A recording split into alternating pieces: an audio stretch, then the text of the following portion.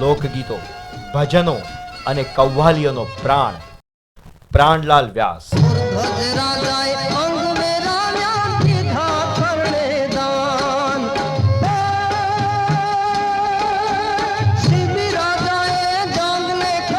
ઓગણીસો 41ની સાલમાં જન્મેલા પ્રાણલાલ વ્યાસ માતા શાંતાબેન અને પિતા પ્રેમશંકરભાઈનું ચોથું સંતાન.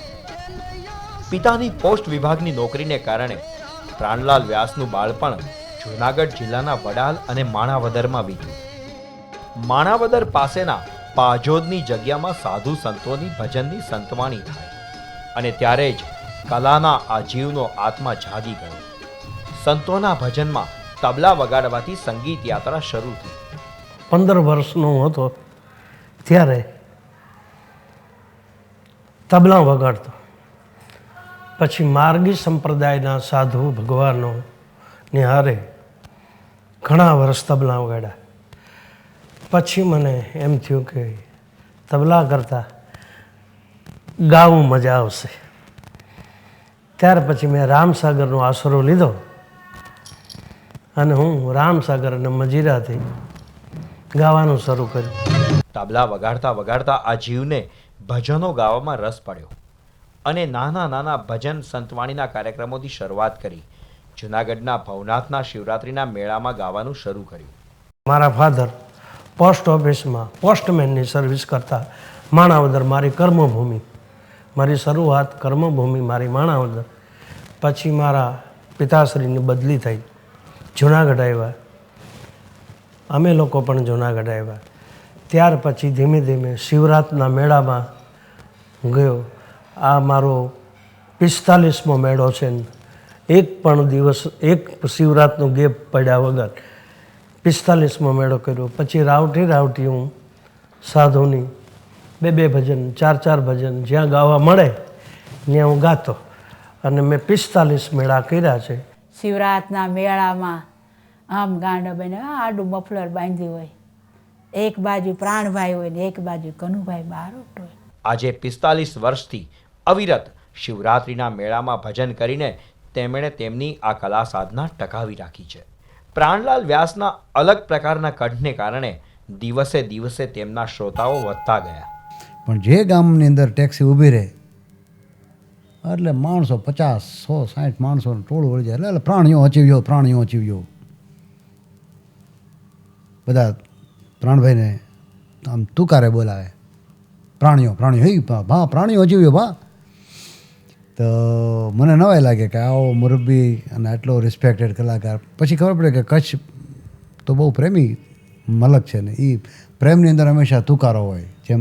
જેમ બરડામાં મેર લોકો તુકારાથી એના રાણાને તું કે. એ વખતે મને ખ્યાલ આવ્યો કે હું સમજું છું એના કરતાં આ માણસ કેટલો બધો લોકપ્રિય છે.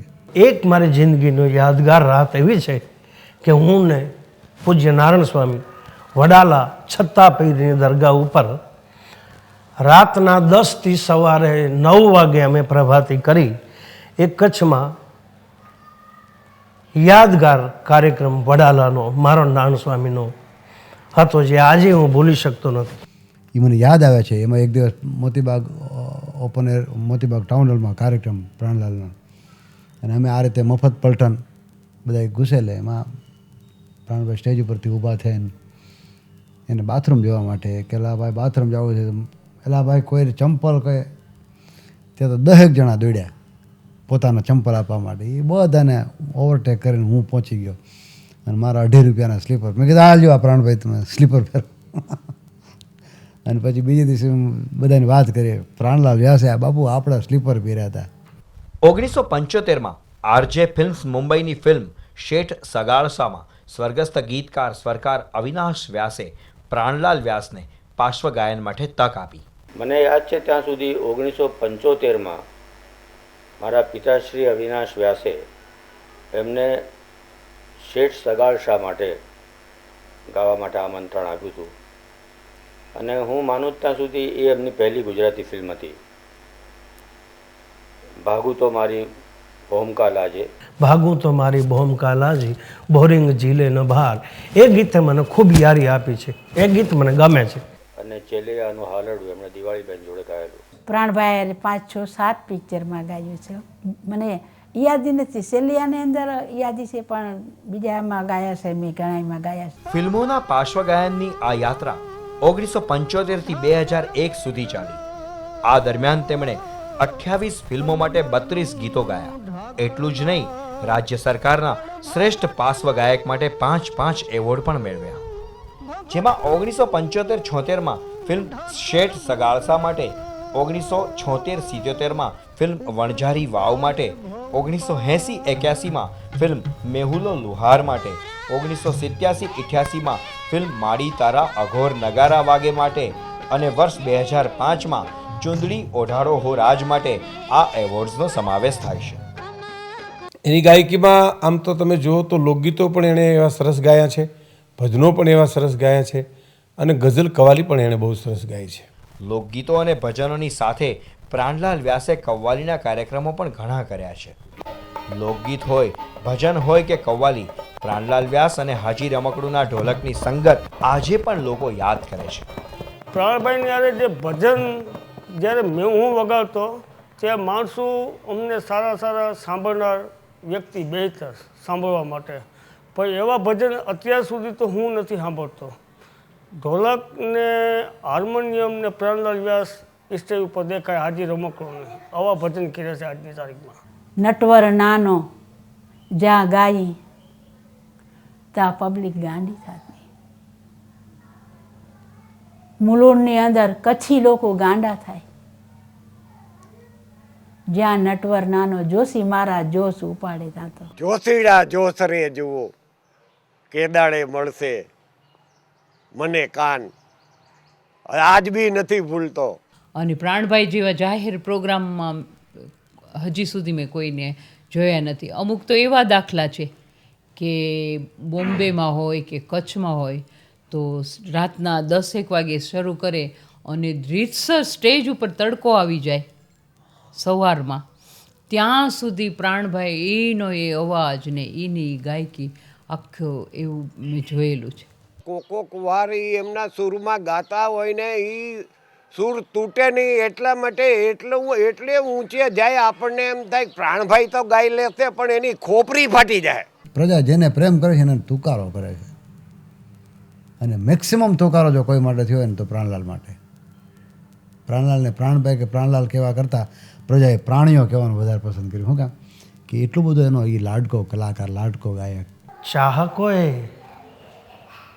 મને એટલું હેત આપ્યું છે, એટલો મને બિરદાવ્યો છે, એટલો મને અપનાવ્યો છે કે આજ પણ મેં સાવ ઓછું કરી નાખ્યું તો એ ચાહકો, એ મારા પ્રશંસકો હજી મારા પ્રત્યેની લાગણીમાં કાંઈ ઉણપ આવી જ નથી. હજી સુધી ઓછું ગાઉં છું તોય હજી એટલા જ ચાહે છે. આ સ્વરયાત્રામાં તેમણે ગુજરાતી સંગીતના ટોચના સંગીતકારો જેવા કે સી અર્જુન, અવિનાશ વ્યાસ, કવિ દાદ, નાનજી મિસ્ત્રી, ધીરજ ધાનક, મહેશ નરેશ, પુરુષોત્તમ ઉપાધ્યાય, દિલીપ ધોળકિયા, ગૌરાંગ વ્યાસ સાથે તેમનો સ્વર મિલાવ્યો. પહેલું મારું રેકોર્ડિંગ દિલીપભાઈ ધોળકિયાએ, એને લાખ સલામ છે કે મારા પહેલાં 2 ગીતો એને એલપીમાં દિલીપભાઈ ધોળકિયાએ કર્યા. પછી પોલિડોરમાં પુરુષોત્તમભાઈ ઉપાધ્યાયે પણ મારું રેકોર્ડિંગ કરેલ છે.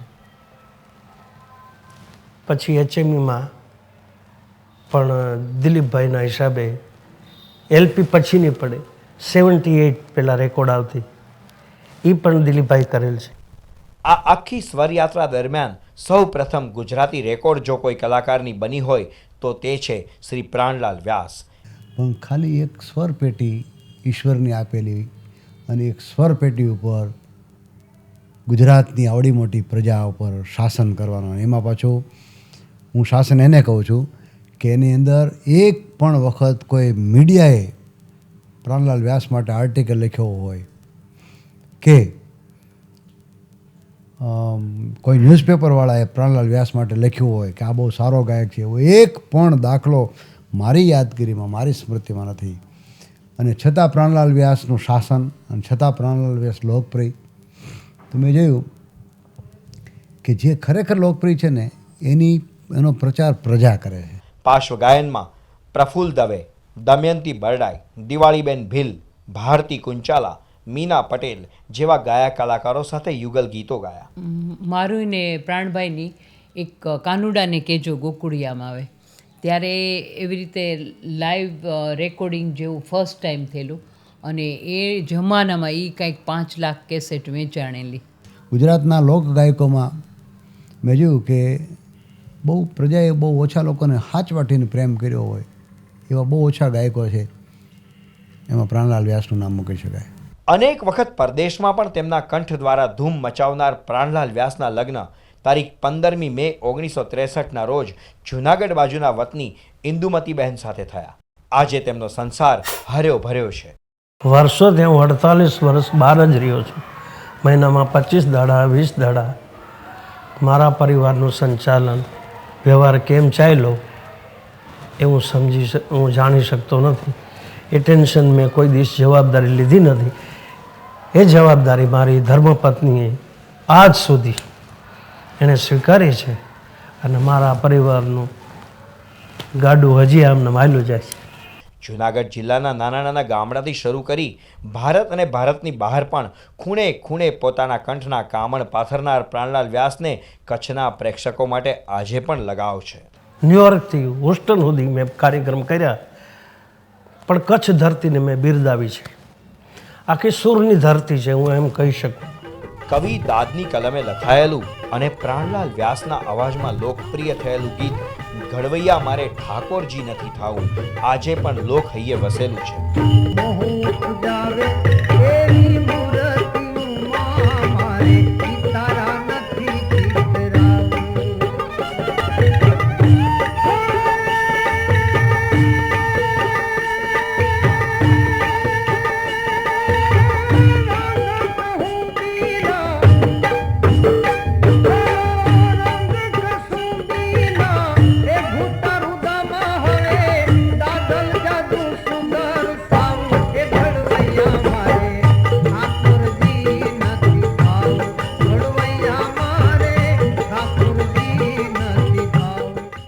કબૂલ કરું છું કે એક મારા કાવ્યને પ્રાણભાઈએ જે રંગ આપ્યો છે એને માટે ધન્યવાદ. એમની ગાયકી એવી હતી કે એમના ગાવા પછી તમારે વાતો કરવી અથવા તો ગીતો ગાવા એ બહુ અઘરા થઈ પડતા. પણ છતાં હવે અમે દિવાળીબેન એક સાથે એવા બધા ટ્યુનિંગ મળી ગયા હતા કે લગભગ હું સંચાલન જ કરતો એ વખતે પ્રાણભાઈનું દિવાળીબેનનું અને વચ્ચે વચ્ચે મારું લોક સાહિત્ય બોલતો એટલે બધાને બહુ પ્રેમથી લોકો સાંભળતા.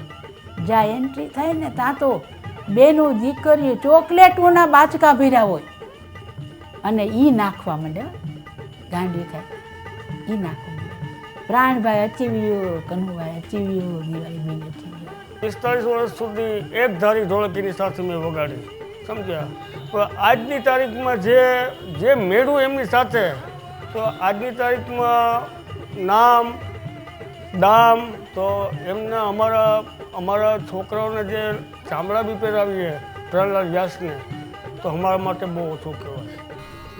હજારોની સંખ્યામાં સ્ટેજ પ્રોગ્રામ પીરસલાલ પ્રાણલાલ વ્યાસે અમદાવાદની ખૂબ જ જૂની સંસ્થા રસધારા માટે જ 2000થી પણ વધુ પ્રોગ્રામો કર્યા છે. ત્યારે રસધારામાં પ્રાણભાઈનો ટિકિટ શો અહીં બહુ થાય. મારું નામ થવા માંડ્યું ને એટલે પછી મને લોકોએ બુક કરવા માંડ્યા.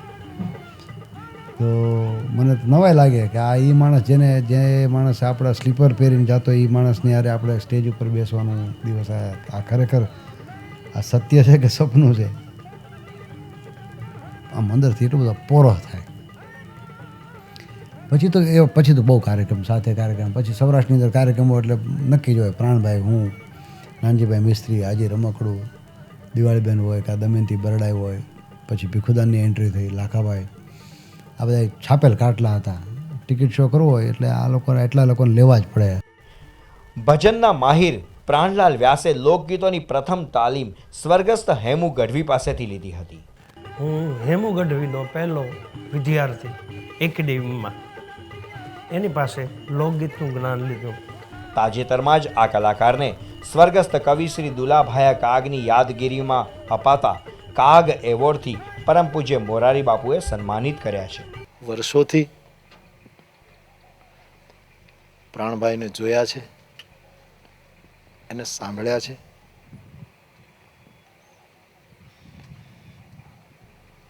એમનામાં રહેલી કળાની દેવતાના દર્શન કર્યા છે.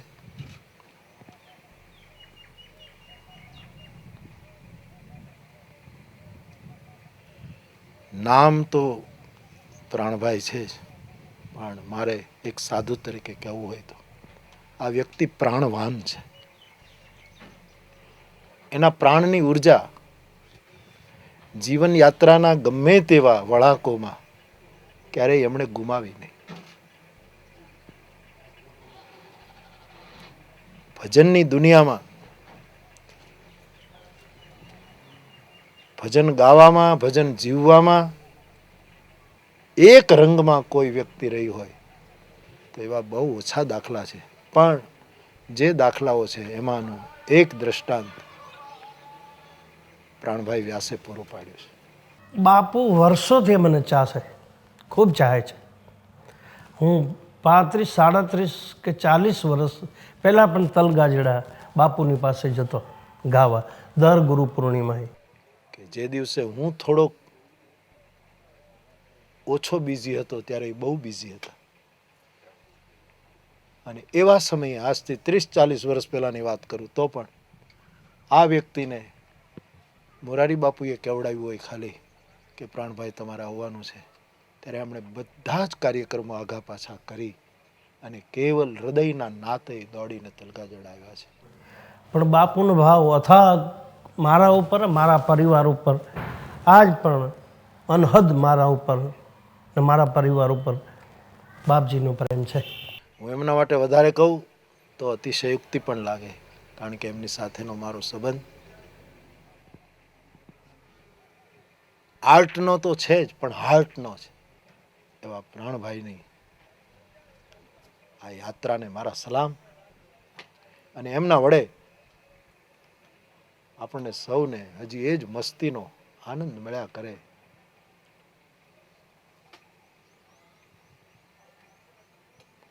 હાથમાં સોનાની વીંટી, ગળામાં સોનાની માળા, એ તો ઉપરનું સોનું છે, પણ કલાકારનો હાથ પણ સોના જેવો હોવો જોઈએ અને કલાકારનો કંઠ પણ સવર્ણો હોવો જોઈએ. મંચની મર્યાદા કેમ સચવાય એનું બહુ ઓછા માણસોએ જતન કર્યું હોય છે, પણ જતન કરનારાઓમાં પ્રાણભાઈનું નામ લીધા વગર છૂટકો નથી. એવા પ્રાણભાઈની કળાને મારા નમન. ભગવાન શિવજીના પરમ ભક્ત એવા પ્રાણલાલ વ્યાસ આજે નિરાંતની પળોમાં જૂનાગઢના ગિરનાર રોડ પર આવેલ બાલનાથ મહાદેવની જગ્યામાં તેમનો સમય વિતાવે છે અને તન મન ધનથી ભોલેનાથની સેવા કરે છે. ફરી જન્મ મળે આજે હું માગું છું પરમાત્માને, જ્યાં જન્મ આપના આવા બ્રાહ્મણના ખોળીએ જન્મ દીધો છે એવો જન્મ દેજે અને ફરી ભજનવાળો જ બનાવજે, ભલે 2 રૂપિયા મળે પણ બીજો જન્મ પરમાત્મા આ તો હું ભજન ગાતો હોઉં. હું દિવસમાં જ્યારે સ્તુતિ કરું છું, જ્યારે પરમાત્માનું નામ લઉં, આ માગું છું. મા ભગવતી, ચાઉનમાં બાબા બાલનાથ એની હારે સદાય રે. બ્રહ્મા વિષ્ણુ મહેશ એના દીકરા, ઘેરે દીકરી છે અને એની જોડી માં અમર રાખે ને ખૂબ હજી ગાય અને ખૂબ ખૂબ ભજન કરે, સમજ્યા? અને ખૂબ માં એ ભગવતી માં એ અમરનાથ દાદા તમે એને હારે ને હારે રહેજો. એટલી મારી અરજ સાંભળજો. હું તો આદિવાસી કોમની એક નાની એવી દીકરી છું. જય માં, જય ભગવતી. થોડા સમય પૂરતી ગાયકીમાંથી નિવૃત્તિ લઈ લેનાર પ્રાણલાલ વ્યાસ એ જ જુસ્સાથી અત્યારે પાછા ભજન અને સંતવાણીમાં પ્રવૃત્ત થયા છે, જે આનંદની વાત છે. ત્યારે તેમના જ ગીતનો સહારો લઈને કહેવાની ઈચ્છા થાય કે ન ગાઉં તો મારી ભૂમકાલા છે.